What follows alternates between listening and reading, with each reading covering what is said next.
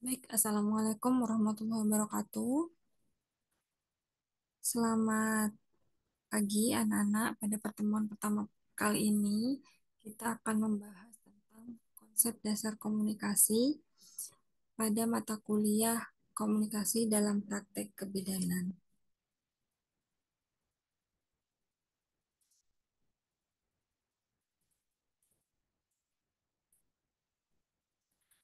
Pada kali ini kita akan mempelajari tentang definisi komunikasi, unsur-unsur komunikasi, komponen komunikasi, model komunikasi, dan faktor yang berpengaruh. Definisi komunikasi. Komunikasi merupakan proses pertukaran informasi antar pribadi dengan menggunakan simbol baik verbal maupun nonverbal. Dalam unsur komunikasi harus terdapat beberapa hal. Yang pertama yaitu komunikator. Komunikator ini merupakan seseorang yang membawakan sumber informasi. Penyampaian pesan ini dapat berubah berupa kata dan gerak tubuh. Untuk yang kedua yaitu pesan yang akan disampaikan itu dapat berupa nasihat, dukungan, dan petunjuk. Di sini bentuk pesan ada tiga, yaitu secara informatif, persuasif, dan koersif. Untuk unsur yang ketiga yaitu harus ada komunikan. Komunikan ini merupakan klien yang akan diajak berkomunikasi, yang merupakan sasaran dalam komunikasi atau orang yang menerima pesan dan berita. Yang keempat adalah media. Media ini merupakan alat dalam menyampaikan pesan atau informasi yang akan disampaikan. Misalnya saja buku, brosur, pamflet, televisi, dan rekam medis. Kemudian untuk unsur yang terakhir harus ada umpan balik. Umpan balik ini merupakan respon yang diberikan oleh komunikan atau penerima informasi terhadap pesan yang diterimanya. Di sini ada 4 bentuk umpan, yaitu zero umpan balik, umpan positif, umpan netral, dan juga umpan negatif.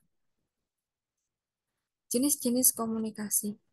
Komunikasi ada dua, yaitu komunikasi verbal dan juga komunikasi nonverbal. Komunikasi verbal ini bisa berupa komunikasi secara lisan, langsung dengan kata-kata. Ini biasanya dalam berkomunikasi dipengaruhi oleh latar belakang sosial, budaya, ekonomi, umur, dan juga pendidikan. Sedangkan komunikasi nonverbal ini lebih kepada gerak-gerik, sikap, body language, atau gerakan tubuh, ekspresi wajah, dan penampilan. Nah, bedanya pada komunikasi nonverbal ini tidak menggunakan kata-kata. Komponen eh, komunikasi menurut beberapa teori, salah satunya yaitu teori Laswell. Dia mengatakan dalam komunikasi memiliki komponen komunikator atau sender, pihak yang menyampaikan informasi, kemudian pesan. Pesan ini adalah informasi yang akan disampaikan, saluran atau channel, ini media di mana pesan ini disampaikan kepada komunikan atau bisa kita katakan perantara. Kemudian ada penerima atau receiver. Ini adalah pihak yang menerima informasi dari komunikator. Kemudian yang kelima ada umpan balik atau feedback. Ini merupakan tanggapan dari penerimaan pesan atas isi pesan yang sudah disampaikan oleh komunikator. Model-model komunikasi ada tiga, yaitu model dua arah. Yang pertama, model dua arah ini merupakan model komunikasi di mana komunikator mengirim pesan atau berita dan diterima oleh komunikan. Kemudian setelah disimpulkan, komunikan ini mengirimkan umpan balik kepada sumber berita atau komunikator.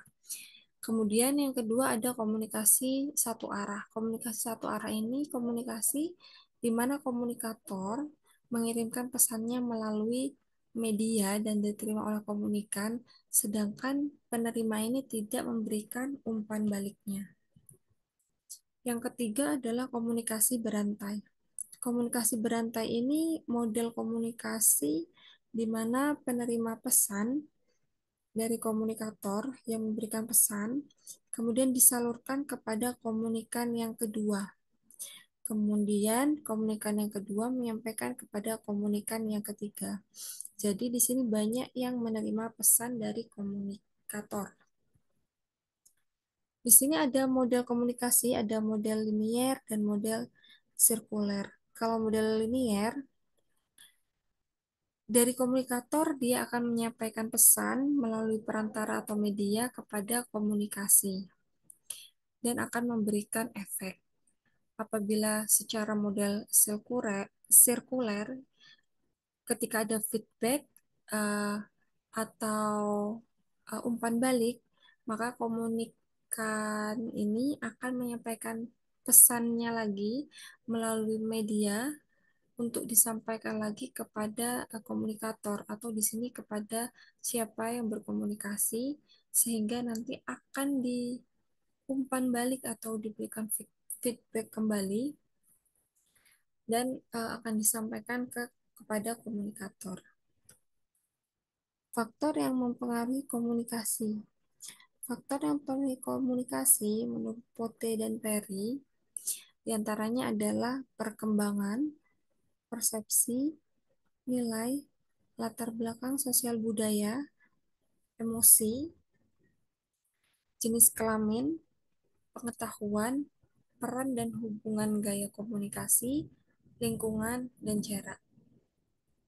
Untuk komunikasi ada 4, yaitu komunikasi massa, komunikasi interpersonal, komunikasi intrapersonal, dan komunikasi kelompok. Baik, demikian pertemuan pada pertama untuk video pembelajaran komunikasi dalam kebidanan. Terima kasih.